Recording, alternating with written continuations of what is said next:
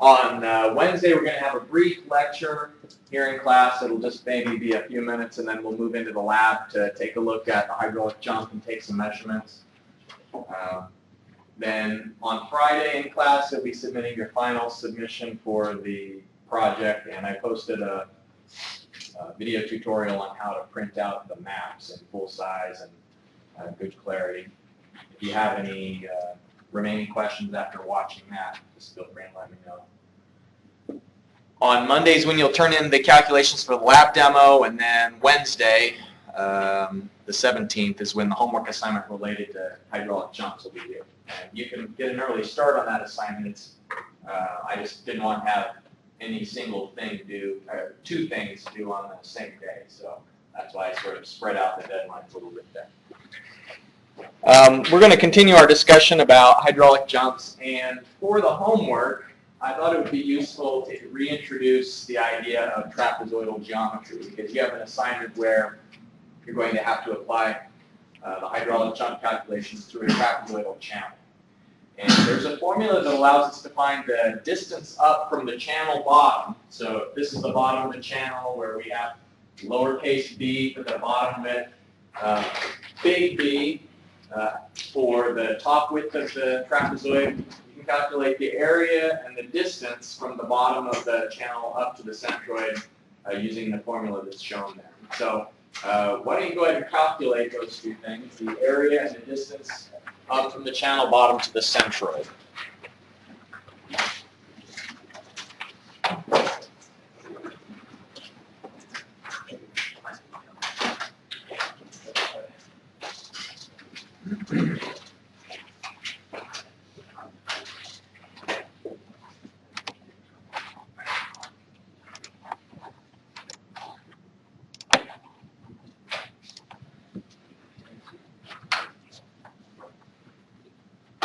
Trapezoidal channel, we have the bottom width is 3 meters, the depth is 1 meter, the top width is 5 meters, and for a 1-to-1 side slope, that's how we get the 5 meters as the top width. If it's 1 meter of depth, that means we have 1 additional meter of horizontal distance on each side of the trapezoid in addition to the 3. So then the area y b plus b divided by 2, that is 1 meter, 3 meters plus 5 divided by 2, 4 square meters is the area, and then the distance up to centroid. So that's the distance up from the channel bottom is 1 meter times 2 times 5 plus 3 meters divided by 3, 5 meters plus 3 meters, which gives us 0.5417 meters is the distance. And remember that you need to know that in order to calculate the momentum function. But when we did the calculations of momentum function, let's go back to the, well, I guess that's in the next slide.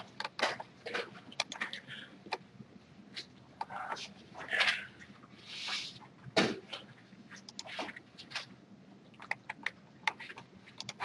right, yeah, it is in the next slide.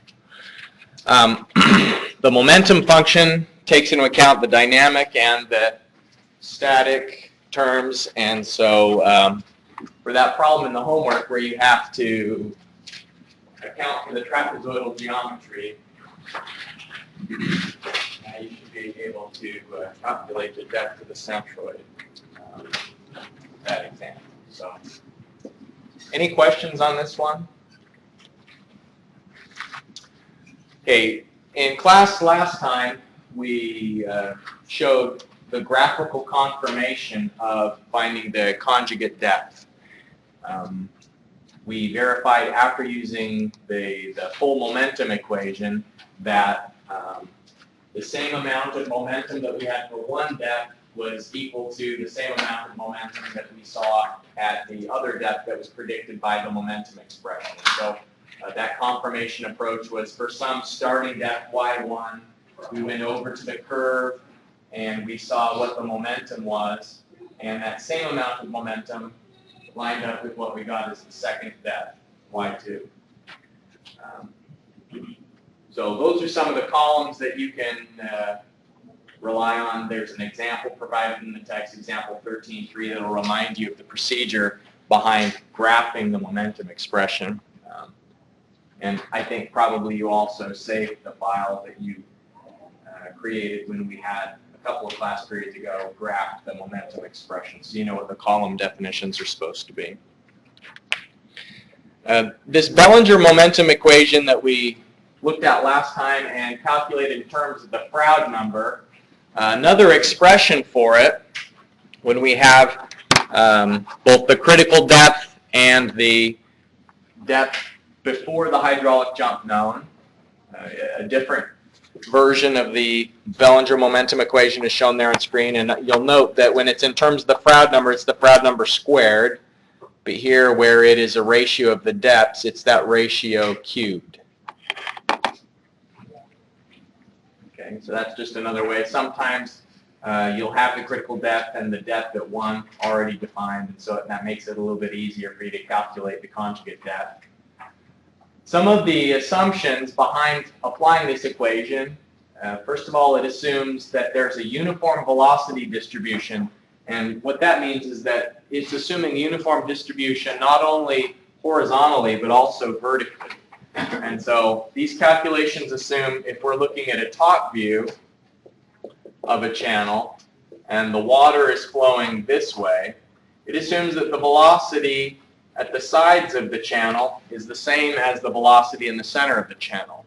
And of course that won't be exactly true because there's resistance at the side of the channel imparted to the water. And so ordinarily it would probably be more accurate if we were somehow able to account for the fact that the velocity is going to be lower at the sides than it is in the center. But that assumption is not built into this. In this is built in the assumption of uniform velocity distribution both horizontally, and so we see that through the top view, and then also from a side view we see what that assumption looks like. It assumes that there's going to be uniform velocity with depth.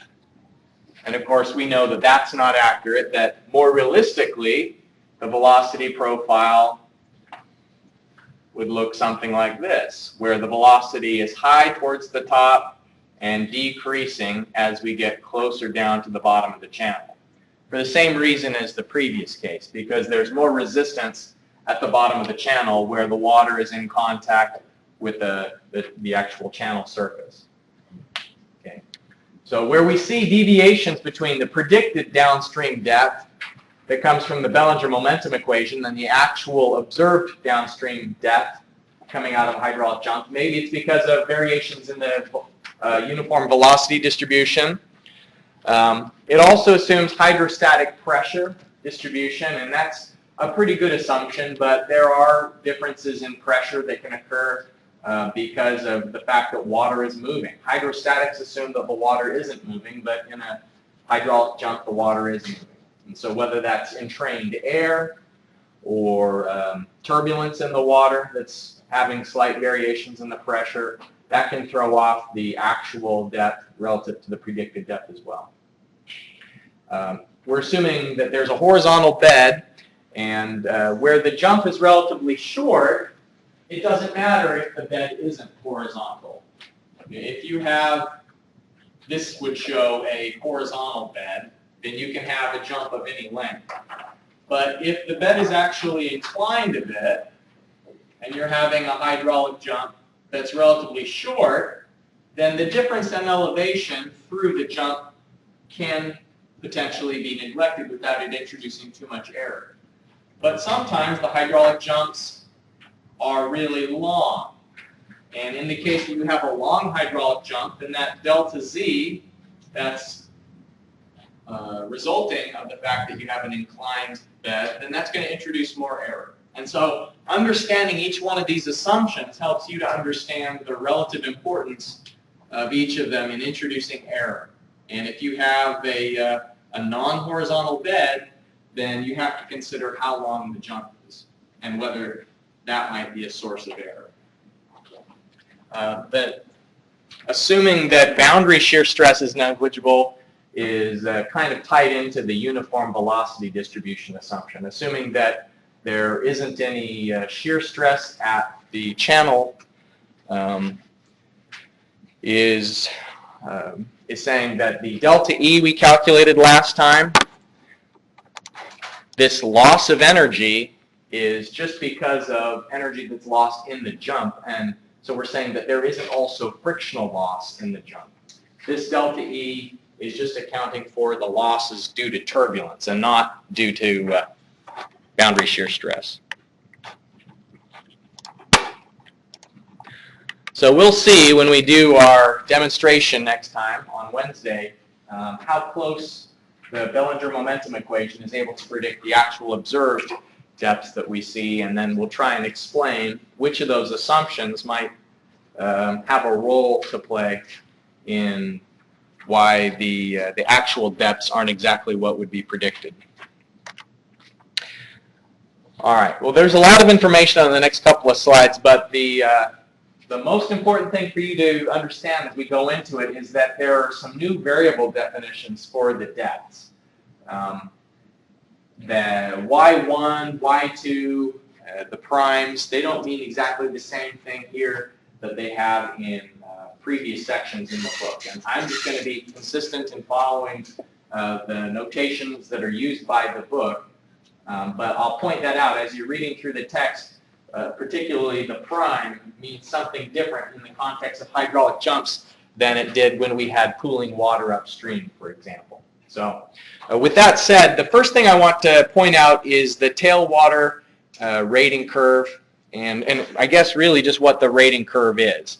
This curve that's shown here is expressing the flow rate that goes through the channel as a function of a certain depth.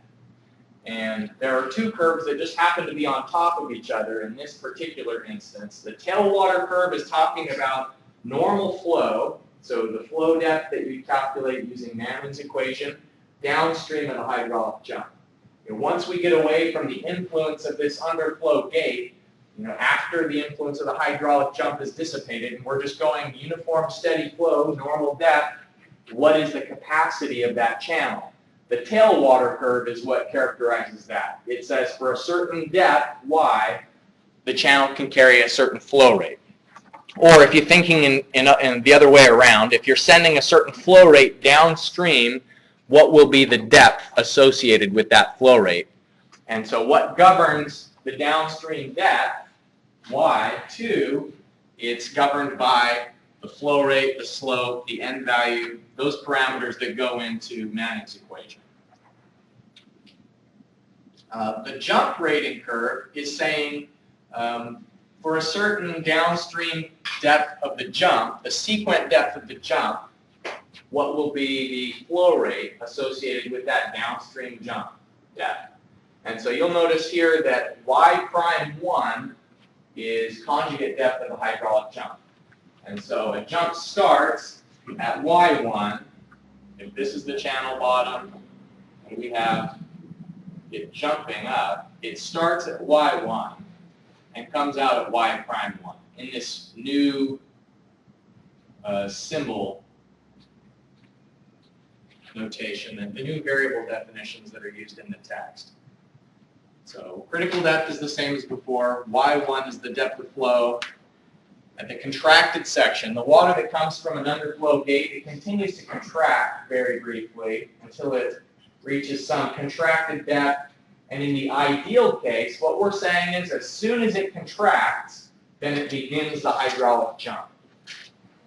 And the two curves being on top of each other, what that means is that the hydraulic jump curve has the same capacity as the channel curve. That for a certain depth, the channel depth associated with the flow rate is the same as what comes out of a hydraulic jump.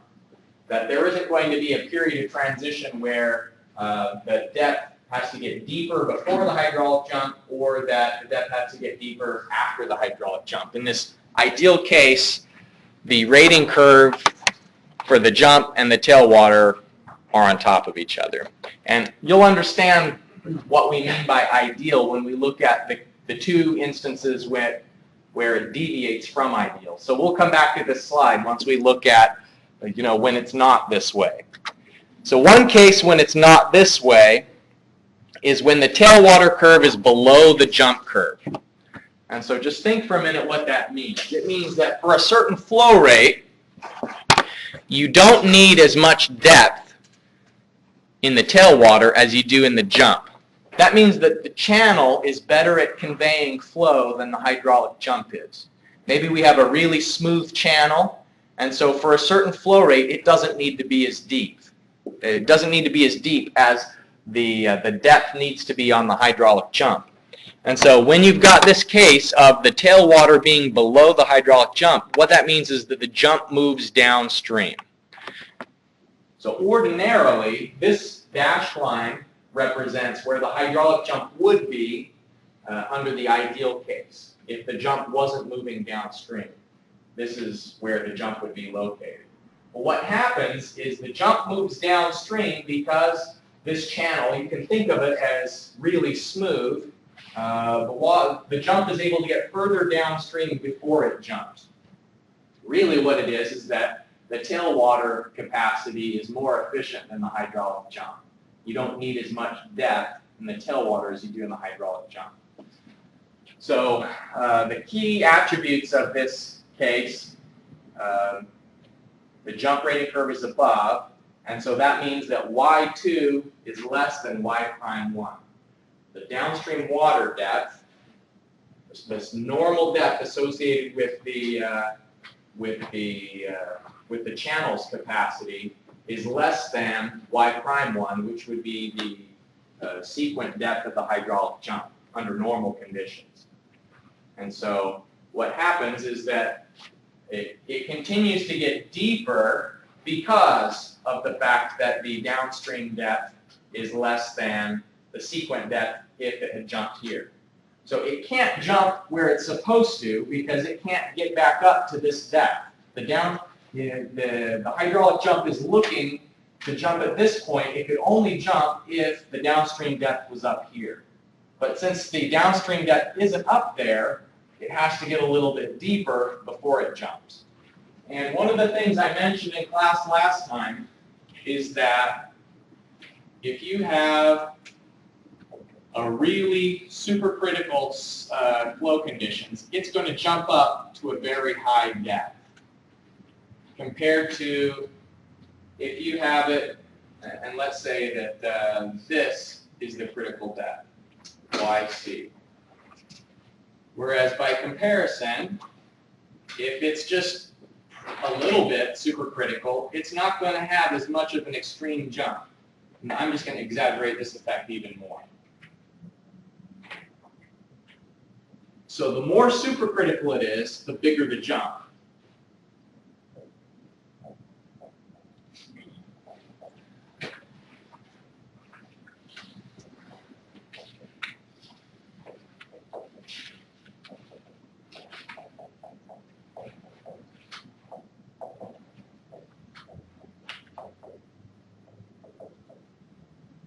So here, the Froude number at 1 is going to be very big. In this case, the Froude number is going to be a little bit smaller. Froude number at 1 is it's still greater than 1.0, so it's still supercritical, but it's not quite as big. And so the jump size will be smaller. So how that relates to this diagram is that what governs the hydraulic jump in this case is what's going on downstream. In the ideal case that we looked at on this first slide, the normal depth was pretty deep. But now what if this is a really smooth channel and so the normal depth isn't quite as deep?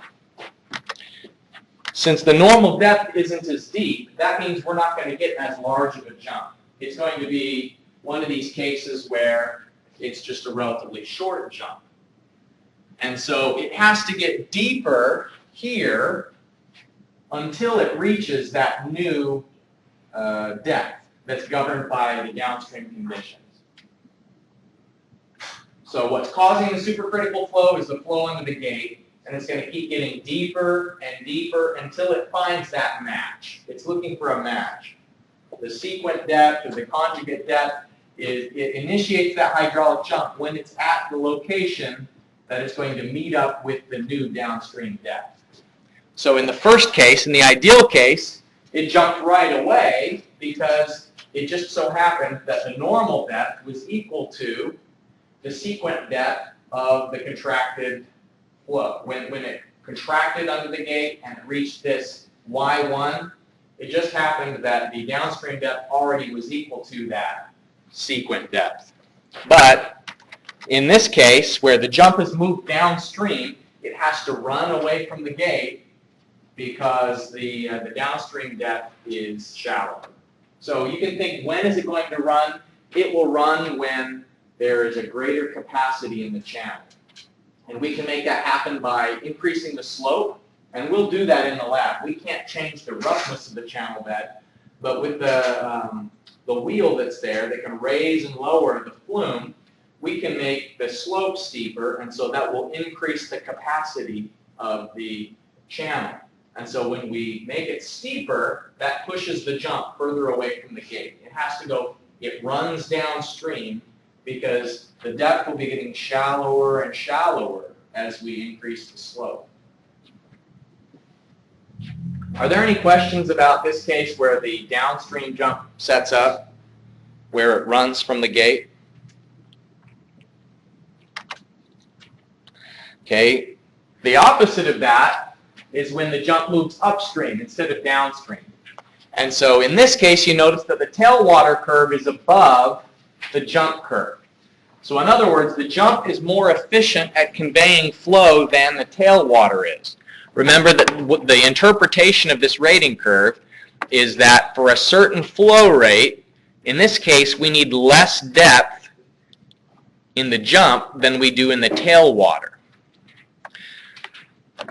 What happens is that when the jump moves towards the gate, it actually submerges the gate, because the ideal case meant that it was jumping as soon as the water came out. So if the jump is moving closer to the gate, then that actually bumps up against the gate, and it can submerge the hydraulic jump. And we still have the same definitions as before, where Y2 is the downstream depth, and you'll notice that the downstream depth here is actually deeper than the downstream depth that the hydraulic jump is looking for. And so because of that case, it has to get, the water will be backing up this way to be looking for it would be looking for an even shallower depth that isn't there. And so that's why the water begins to pool at the downstream face of the gate. All right. So we'll observe that in the lab by varying the slope. And what you'll see is that you can control the location of the jump, where it sets up, where the jump sets up, is a function of the downstream depth. It's governed by the tailwater.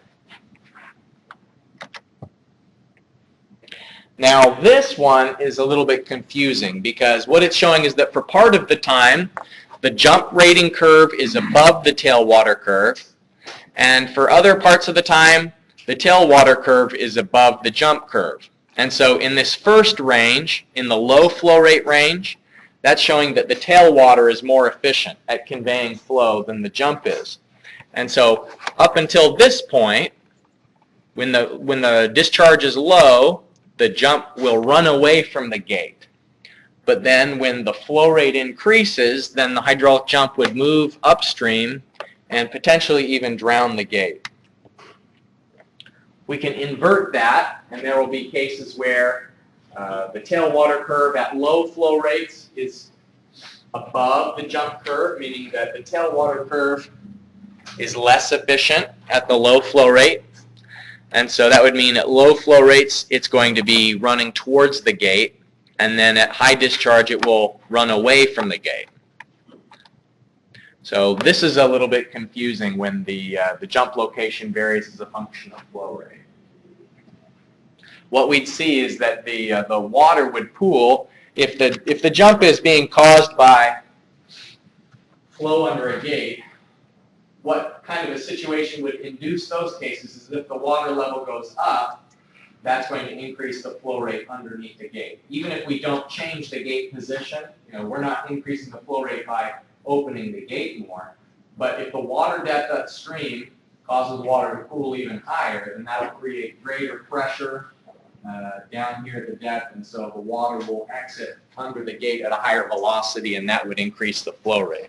And so there are those cases where, depending on the rating curve shape, the discharge variation could cause the location to either submerge the gate or it could run away as the flow rate increases.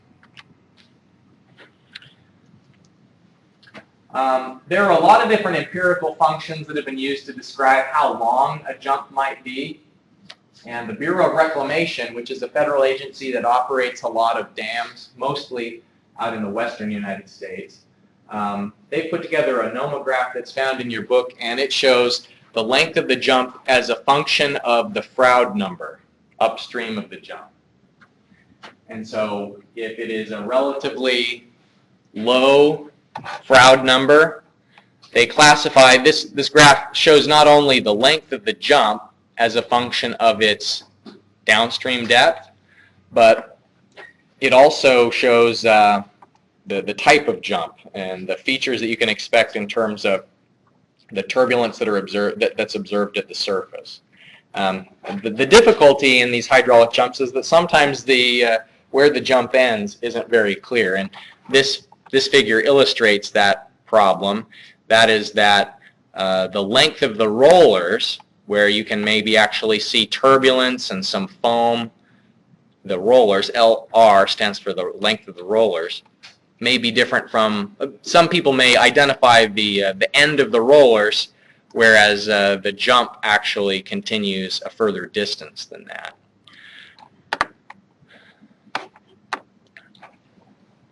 And this ratio for the nomograph is based on the length of the jump, not based on the length of the rollers. And so if people are measuring the rollers, sometimes the relationship between how long the roller length is to the length of the jump, it varies also as a function of the Froude number.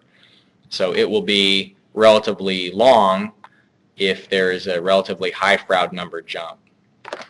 There's another approach besides this nomograph, another approach for estimating the length of the hydraulic jump as a function of the Froude number, the Hager jump length equation. We'll try and test both of these in the lab and see if either of them are any good for identifying the length of the jump compared to where it looks like to us we're seeing a hydraulic jump set up. And here's yet another hydraulic jump equation that's identified in the text, and it's only applied typically between the Froude number ranges of 5 to, I'm sorry, no, that's this parameter A. That's not related to the Froude numbers. The profile of the jump is talking about the relative depths, and the Hager jump profile method allows us to try and estimate what the shape of it's going to look like in terms of how far in a certain direction X we're going to get to a certain depth Y. We wanted to characterize what that curve actually looks like numerically before observing it out in the field. And the application of something like this would be where hydraulic features are sometimes built into the waterworks downstream of a spillway at a dam. If they want to try and force a hydraulic jump to occur in the spot where they reinforce the channel with concrete, they'll sometimes put big blocks to interrupt the flow and try and absorb as much of the energy as possible in the turbulent flow of the hydraulic jump. And so a method like this would allow you to basically chart the curve as a function of how far downstream you are, these two different approaches that are shown here. All right, this is what we're going to look at for the rest of the class here so that we can get acquainted with the different appearances of hydraulic jumps and hopefully be able to observe at least one depth within each of these different ranges when we're in the lab on Wednesday. An undular jump is where the two conjugate depths are so close that it's actually kind of difficult to observe the transition. It's pretty unstable. It's not going to set up a stable, clear wave because the Froude number at 1, just upstream of the hydraulic jump, is just barely supercritical, and so it's going to be just barely subcritical when it jumps up to the secondary downstream depth. And so the main characteristic of it is that the water surface will just be slightly ruffled. And these flow velocity vectors that are shown in the figures here are pretty important when it comes to designing hydraulic jumps to occur. When you're actually trying to force a hydraulic jump to occur at a certain spot, some of these jumps are considered more desirable than others because of the scour patterns that occur. You'll notice that a weak jump, for example, is starting to be a little bit more stable in terms of these velocity profiles. And so it's more predictable. There isn't as much scour coming off the bottom of the bed as there was in the undular jump.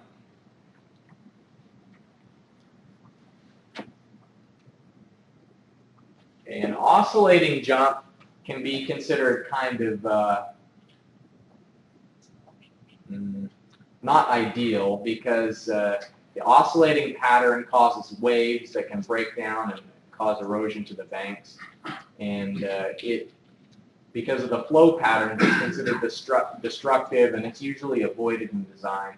They'd either try and have a jump that was weaker than an oscillating jump or supercritical flow that's greater than the 2.5 to 4.5 range, and so that we could have an even larger jump than an oscillating jump. How does it make the backwards, that horizontal backwards flow, the oscillating jump?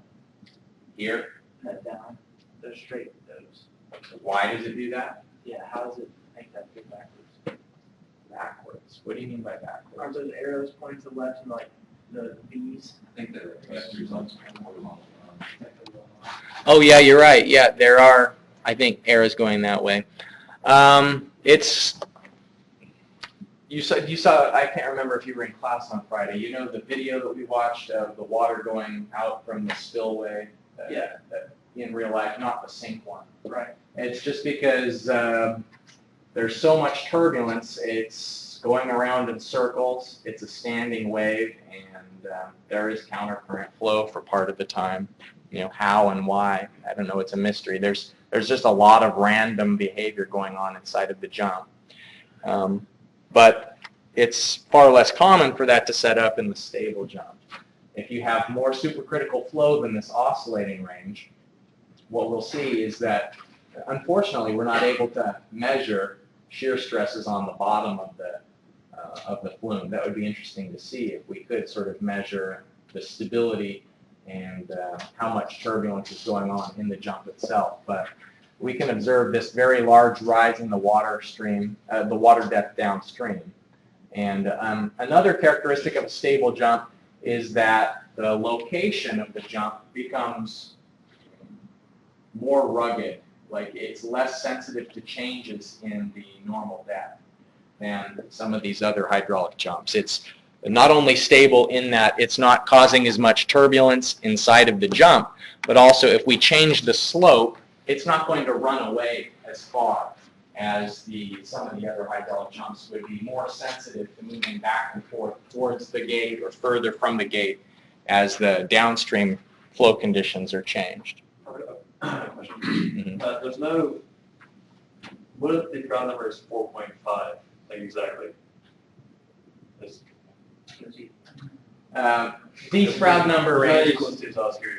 These Froude number ranges are pretty broad, and in fact, when we go into the lab, if we try and go exactly in the middle, if we try to do 3.5, we may not even see an oscillating jump, just because of the deviations from ideal behavior, because of the assumptions that are built into it. And so there's probably nothing special about 4.5. In reality, that's probably squarely an oscillating or stable jump, you know, if we were to actually do this in the lab. So it would be somewhat oscillating and somewhat stable, I guess. I don't know. Yes. So is the type of jumps based on the crowd number upstream? Yes. How do you control what type of jump you get down, like what type of jump you want? Well, it's not controlled by the crowd number upstream. It's just how we characterize it. But the conditions are governed by downstream, like whether it's running or jumping. Let's go back to these. The location of it is governed by the channel conditions downstream. And how supercritical it is governed by the opening of the gate. And so I guess it's not, I want to say it's not iterative because it's not like the jump itself is doing calculations, but there's a relationship between the downstream conditions. Oftentimes we're controlling the flow conditions at one upstream of the depth. Sometimes we're not. You know, like in the case of water going over a spillway, it's supercritical just because the water has fallen a great distance, not because we've opened up the gate a certain depth. So sometimes we do have control over the hydraulic jump, and other times we don't have direct control over it unless we put in obstacles that can rob energy out of the flow. And so, remind me, what was your original question? Like if you want a stable jump, how do you ensure that it's a stable jump? Well, you decide what's going to be causing supercritical flow there. It's going to depend on that.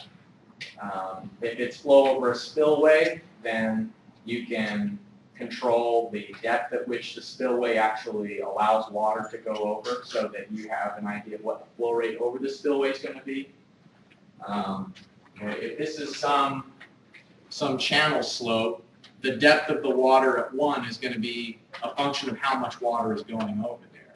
And so it's partly related to how much water is going downstream. It's partly related to the channel slope. There's a lot of things that we can do to try and nudge the hydraulic jump into the range that we want. But in other cases, the flow rates are just strictly dependent on like how much it's raining. If it's water coming out of a reservoir, for example. Sometimes we can't control the hydraulic jump.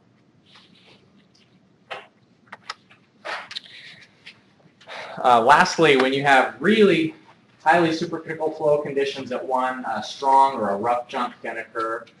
And there isn't as much downward scour, but this is a situation where there's a lot of turbulence and the water coming out of the hydraulic jump still has enough random flow variation that stilling basins are usually required prior to allowing the water to go into an unlined channel downstream. And so a strong or a rough jump can be expensive to try and get the water calmed down again and quiescent before it re-enters the natural flow. All right, well,